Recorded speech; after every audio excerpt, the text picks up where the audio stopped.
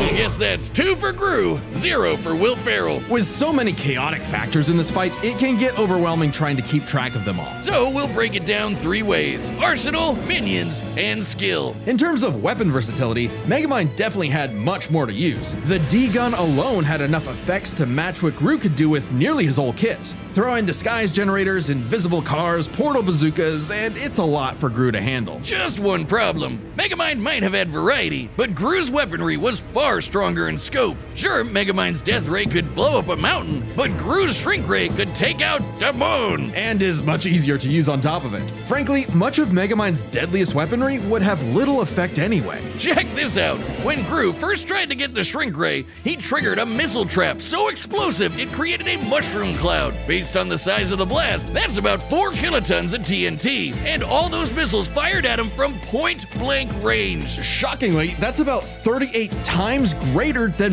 Megamind's Later in the video, if they ever mention it, there's actually a minion that blew through the earth, right?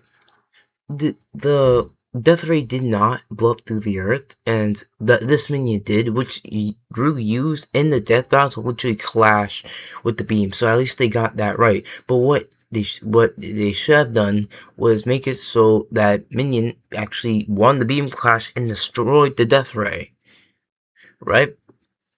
But you know, it's fine.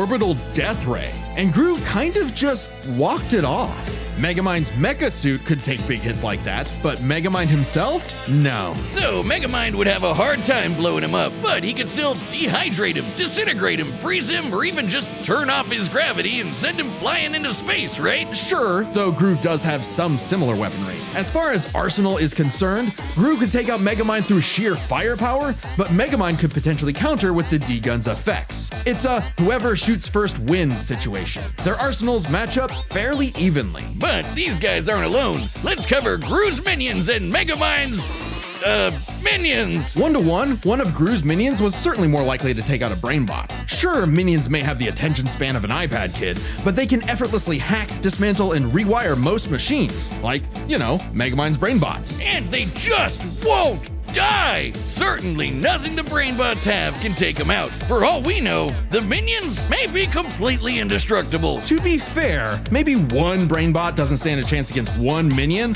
but there are far more brainbots than minions in total, 10 times more, and the brainbots are a much more organized and focused unit. Compared to the vanilla minions, maybe, but the mega minions are strong enough to rip and chop through metal like wet paper. Aunt Mel's got a history of destroying satellites with a laser beam strong enough to cut through the earth, so it's bye-bye Death Ray. But we can't ignore the most competent minion of them all, Minion, or Megamind's minion, Old Chum. He's way more competent than Dr. Navario, can operate all the tech like the mech suit used to fight Titan, and can match Megamind's brains and style beat for beat. Remember that whole presentation bit in the movie? Yeah, that wasn't Megamind, that was Minion. While Megamind's army lacks the power of, say, the Mega Minions, having a second in command who's just as smart and capable as him makes up for it, making a battle of their underling. That they missed in the death battle. It turns out the minions are immortal and indestructible. They've been existing through 3 billion years, and even someone like Kevin took some a giant blast inside of his mouth when he went giant against Scarlet Overkill.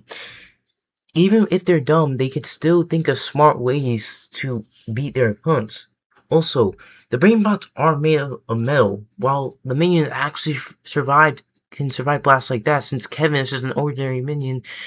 And then, in the end, they'll take down all of the brainbots.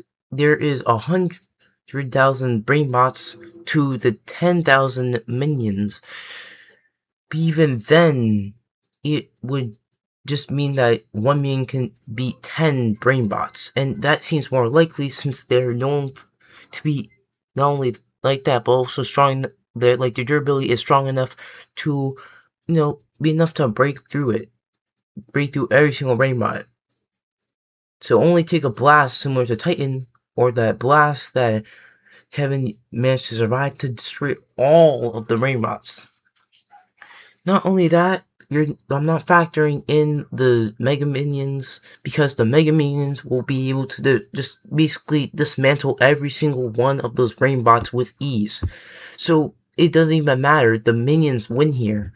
It's too close to call. So, if neither of them has a clear edge in weaponry or their henchmen, what matters most isn't the tools themselves, but how good or bad they are at using them. It all comes down to skill. Both Gru and Megamind have their share of less than genius moments and bad luck, but even in the face of things gone wrong, Gru tends to fail upwards, still ultimately completing his missions, unlike Megamind, who tends to fail much harder before he learns how to succeed. And we love him for it. It's not like Gru has to put up with Elvis Superman, but even during their villain phases, Gru found some success, unlike Megamind, Who also has a bad habit of not using his weapon effectively, like never using the D-gun against the Doom Syndicate, either because he can get easily flustered or he just loves showing off. So it's more likely Gru could succeed in a whoever shoots first wins quick draw situation with their arsenals. Quick Draw is right. Megamind's dodge and electric blast is impressive, clocking in around half the speed of sound. But it pales in comparison to Gru piloting hypersonic ships into space and dodging heat-seeking missiles at Mach 10, meaning he is fast enough to win that quick draw. Gru takes skill, which finally tips the scales. After a nail-biting back and forth, he has just enough to land the winning blow first, more often than not. Sorry, Megamind. I think you losing was a monstrosity. It's Metros!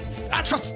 The winner is Felonious Gru! It was just this little short debunk for now, because I don't really have a lot of things to make videos on. But hey, later this month, later this week, I will be making a full debunk video for this death battle to prove how Gru actually takes more than what they say he does. So, yeah. Anyways, see ya.